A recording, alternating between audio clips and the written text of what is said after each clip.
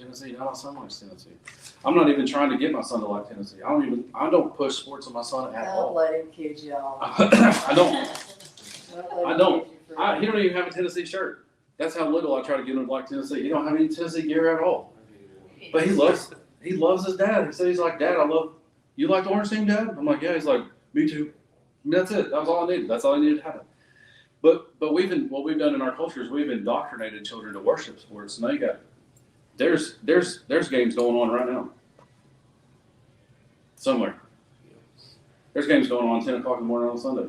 There's not like you either go to church on a baseball diamond or you go to church on Sunday morning, and most of them are equally as fake and godless. Because it's just not about Jesus anymore. Nobody's showing up for Jesus. Everybody's showing up to get an endorphin release, which is the feel good they need because of the week that they've had. Or because they were indoctrinated to go. I think most people go to church. A lot of people go to church. They don't even know why they ever started going to church. They just started going. Their parents went. They never stopped. But the thing is Jesus has no grandchildren. The Father don't have grandkids. So you're not getting in on your mom and dad's back. You're not getting in on your son's back.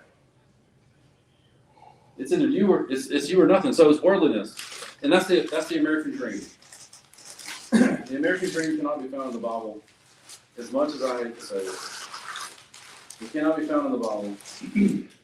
With that being said, the Lord made King Solomon the richest man that ever lived. I don't care. It's all about whether or not it rules you. Power and money. We think money is power. That's what we say, right? And in the world, money is power. It is.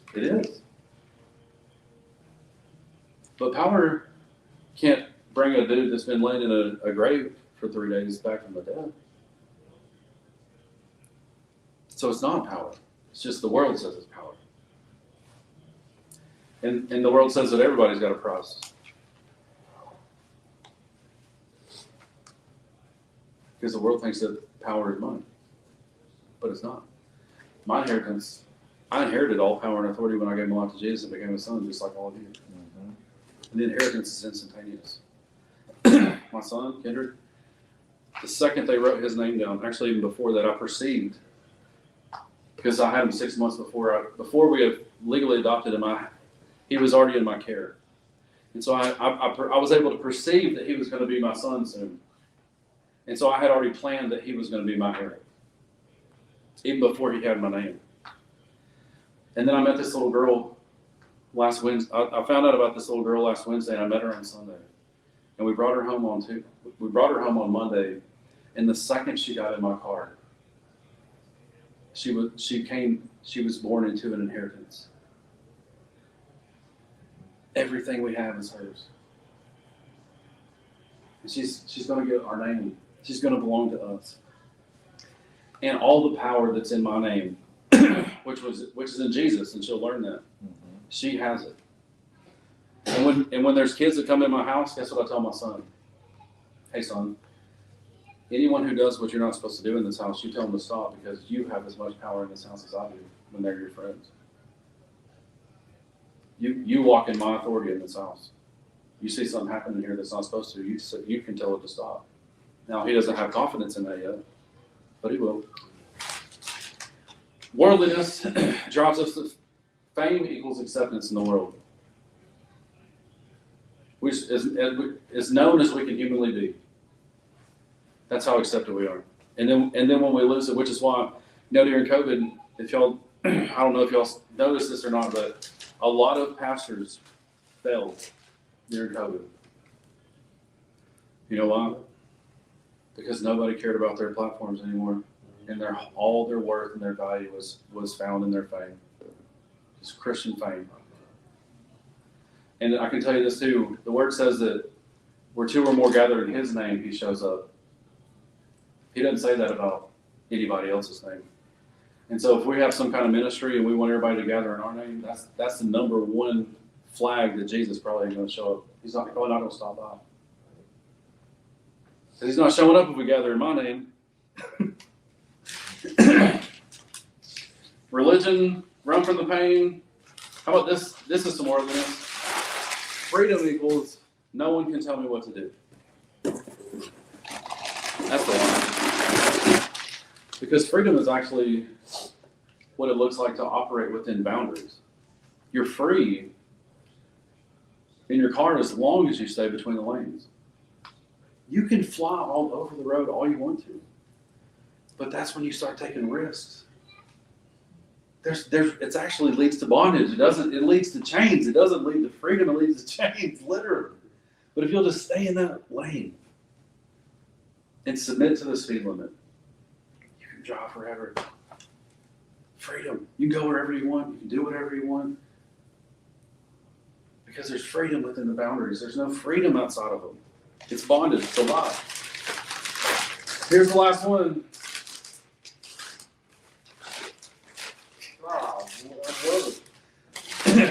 Y'all do understand that I stuffed all that paper in there randomly, right? Maybe you don't, I don't know. But this one needs to be last. This is one of the most significant wounds that we're all walking around with. Unforgiveness. And it's a big one. Because we're still mad at dad. Or we're still mad at mom. Or we're still mad at brother. Or we're still mad at somebody. Because they violated us. It doesn't even matter what, when you're a child and something happens to you, it doesn't matter what it is. Because it sounds like I'm just talking about abuse. But I'm not. When we're children, we're raised in environments that we're not in control of. We are victims to it. And we have no power to do anything to stop anything from happening. And I'm talking like what's happening around you, not even what's happening to you. Like, let's say that you were raised in a house and every single day you came home and they just were watching movies that everybody was cussing constantly. Okay, well that's how your innocence was stolen. It was stolen with death's fee.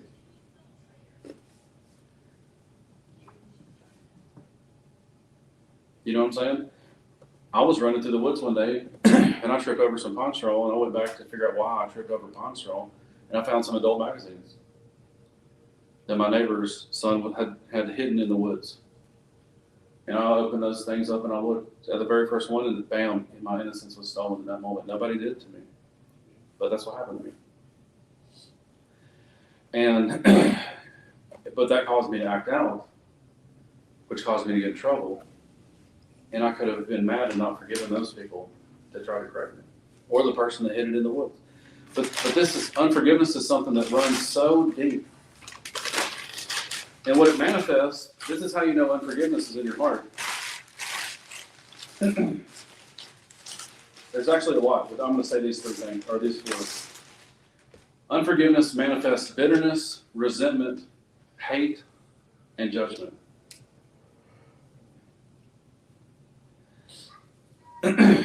When you have been hurt by somebody, the way that you can feel superior to them is to judge them as less than you. And that reveals this wound, unforgiveness. And let me just tell you, everybody's been hurt. Every single solitary person has been hurt. And so if you've been hurt, let's talk about it. If you haven't ever talked about it, let's talk about it. Because until you talk about it, it's going to continue to fester. And the thing is this is empty now. And before I pulled that out, it was pretty empty. And even before I pulled that out, there was a lot of room for God to work in here. And the thing about the more space you give him, the more he gets to move through you. So when you take something out, he says, give it to me. And you give it to him. And then at some point he says, okay, now I want you to give that away. Maybe there's, you have a car that's an idol, some possession is an idol. You worship it. It's not just you possess it, but you think you're more valuable because you possess it. That's an idol. Or there's a relationship and he says, okay, son, I want you to give away the car and I want you to give away that possession, which he's not always going to do, but this is just an example. And I want you to give up to me that relationship. And so once you've done that enough and he sees that you're cleaning house, then he'll say, okay, here, son, I'm going to give you something to give away. We talked about that. But what he's really doing this whole entire time is he's priming you to love. I thought I would, at some point, put this in there and say, the only thing that fits is the cross, something Jesus-y like that. But really, what he's trying to do is he's trying to just get your heart like this. So he can just flood it. And it can just flood out. Because he just wants to use you to love something. Okay, so then, after he's given you something to give away, what he does is he gives you something to love. And he created us to even make those things. And it's not just kids, but it's kids. That's what he did. Him and Jesus and the Holy Spirit were chilling, man. They didn't need nothing. And he's just like, man, I just want to love something else. Let's make something in our image and we can love it. And then he gave us the capacity to make something in our image and to love it. And then he lets us make them. He lets us make them whether we're married. He lets us make them if we're not married. He doesn't care. He just lets us make it because we can make. That's what we do. We create. Me and Lindsay, we can't create.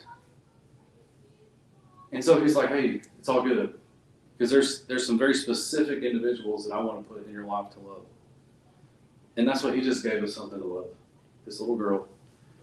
I was talking to her her guardian a couple days ago, and she told me, she said, hey, I talked to the doctors about her, and they just told me straight up, she's too broken. Even love can't fix her.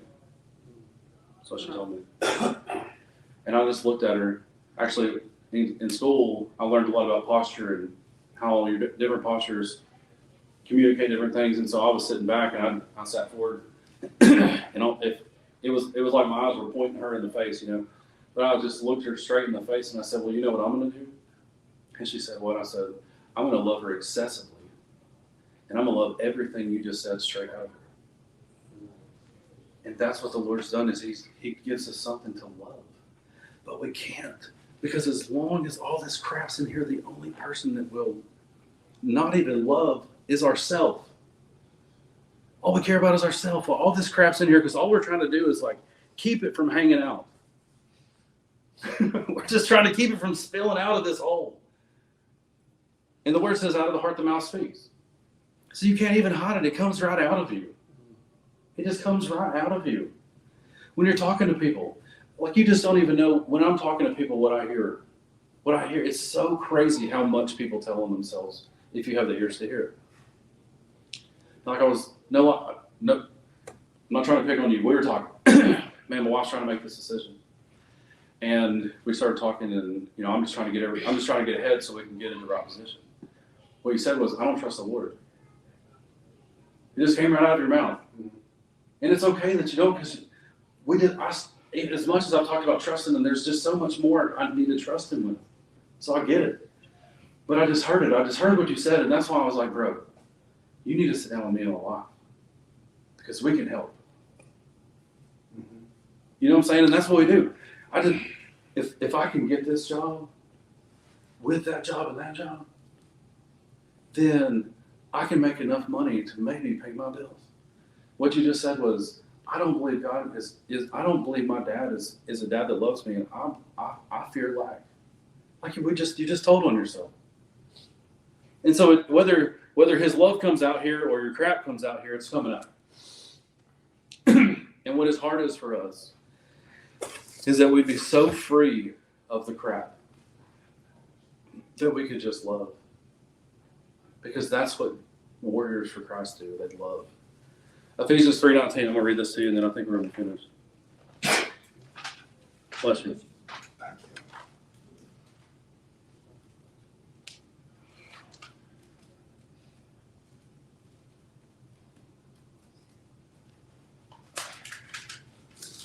Ephesians 3:19. It's all about love. And you know what's cool too? Is that by the grace of God, you are someone that he's given me to love. I love you guys. I really do. I'm so thankful to have gotten to know you recently, dude. Man, I want to keep getting to know you. I love you. I love you. I know you. I've met you a couple times. I love you. I love you, bro. I freaking love me some Bobby Callahan. Just met you, dude. I love you, man. In the name of Jesus, I love you. That's my mom back there. You better believe I love you. I love that woman. I love you. You better love your mother-in-law. Oh, you know I love you. Come on out. I got you a new grill.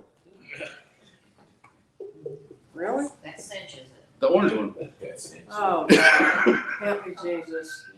Anyways, but that's what he did. He just said, hey, I've been meeting with individuals for a long time. And finally he said, son, it's time. It's time to start teaching a group. And then just tell them that in between meetings, you'll meet with them individually. Because that's discipleship. And he showed me that this is, he's cleaned enough out of me to now where I can love this many at one time. But it's not really much more than this. Or Jesus would have loved more than 12. 11, 12 the Holy Ghost. My wife, oh my gosh, there's 12 here now. Anyways, Ephesians 3:19 says this. May you experience the love of Christ, though it is too great to fully understand. But then you will be made complete with all the fullness of life and power that comes from God. Do you know why he wants us to love people? Because the love of Jesus is the fullness of power. The government of the United States of America has the most powerful arsenal on earth. And it is not as powerful as the love of Jesus, because the love of Jesus is the fullness of power. The fullness of it. And we can live our whole entire lives trying to acquire more.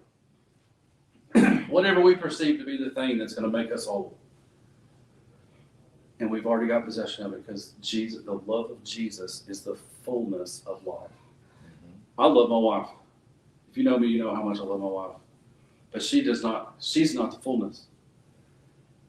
Another kid's not the fullness.